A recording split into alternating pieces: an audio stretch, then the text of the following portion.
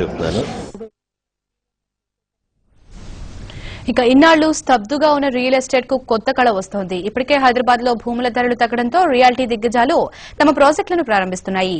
అయితే మారిన పరిస్థితుల రీత్యా అఫోర్డబిలిటీ హౌసింగ్ కు ఆదరణ పెరగడంతో బిల్డర్లు కస్టమర్లకు అందుబాటులో ఇన్నాళ్లు ప్రీమియం అపార్ట్మెంట్లపైనే దృష్టి సారించిన రియల్టర్లు ప్రస్తుతం అఫోర్డబిలిటీ మంత్రాన్ని జపిస్తున్నారు. గత కొంతకాలంగా స్తబ్దుగా ఉన్న రియల్ ఎస్టేట్ మళ్లీ పుంజుకుంటోంది.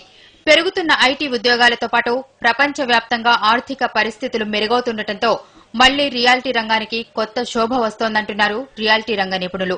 గత కొంతకాలంగా ఉన్న మాంద్యం ప్రభావంతో అందరూ బిల్డర్స్ ధరలను తగ్గించడంతో పాటు అఫోర్డబిలిటీ మంత్రాన్ని జపిస్తుండటంతో హైదరాబాద్ లో ఈ మధ్య సేల్స్ పుంజుకుంటున్నాయి. సామాన్యులకు అందుబాటులో ఉండే అపార్ట్మెంట్స్ కు ఆదరణ ఉంటుందనే ఉద్దేశంతో వసతి హౌసింగ్ హైదరాబాద్ లో 2 ప్రాజెక్టులను ప్రారంభించింది. ఇందులో చింతల్లో నిర్మిస్తున్న మొదటి ప్రాజెక్ట్ వసతి నవ్య నిర్మాణం ఇప్పటికే ప్రారంభం కాగా మోడల్ హౌస్ కూడా సిద్దమైంది. ఈ గేటెడ్ కమ్యూనిటీలో 900 నుండి 1100 చదరపు అడుగుల వైశాల్యంలో 200 అపార్ట్మెంట్స్ ను కంపెనీ నిర్మిస్తోంది. ఈ అపార్ట్మెంట్స్ ధర 18 లక్షల నుండి 30 లక్షల మధ్య ఉండటంతో మంచి స్పందన వస్తోందని కంపెనీ చైర్మన్ రవీంద్ర కుమార్ అంటున్నారు. మేము మార్కెట్ లోకి చాలా రీజనబుల్ ప్రైస్ తో మంచి క్వాలిటీ ప్రొడక్ట్ ఇద్దామని 2 ప్రాజెక్టులు మొదలెడుతున్నాం. ఒకటి మేము నెక్స్ట్ మంత్ లాంచ్ చేయబోతున్నాం. మాకు మాత్రం వాళ్ళు మేము లాంచ్ చేయకముందే మాకు రెస్పాన్స్ అయితే బాగానే ఉంది.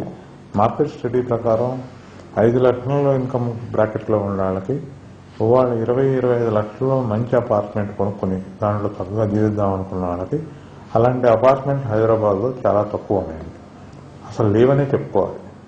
ఆ కాన్సెప్ట్లో పనిచేస్తే మాత్రం డెఫినెట్గా మార్కెట్ ఉందని వెళ్తాం. మా ప్రాజెక్టు 2 సిటీకి మరీ దూరంలో లేవండి. ఒకటి, రెండోది మేము పెద్ద కాస్టింగ్ పెట్టుకోవట్లేదు.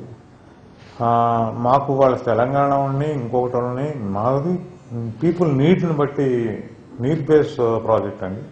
అంటే ప్రజలకు అది అవసరం, ఏదైతే అవసరమో అదే కడుతున్నాము. వాళ్ళ పాకెట్కి సరిపడా వాళ్ళు ఉండాటిలో మంచి బెస్ట్ ప్రోడక్ట్ ఇవ్వడానికి మా ప్రొడక్ట్స్ చూసి మా ప్రైస్ చూసి మా దగ్గరకు వస్తారని. హైదరాబాద్ లోనే కాకుండా విశాఖపట్నంలో కూడా తమ ప్రాజెక్టులను విస్తరిస్తామని కంపెనీ తెలిపింది. 2014 నాటికి సామాన్యులకు అందుబాటులో ఉండే సుమారు 15,000 అపార్ట్మెంట్లను డెలివరీ ఇవ్వాలని లక్ష్యంగా పెట్టుకున్నామని కంపెనీ అంటోంది. ఇక హైదరాబాద్ మార్కెట్లో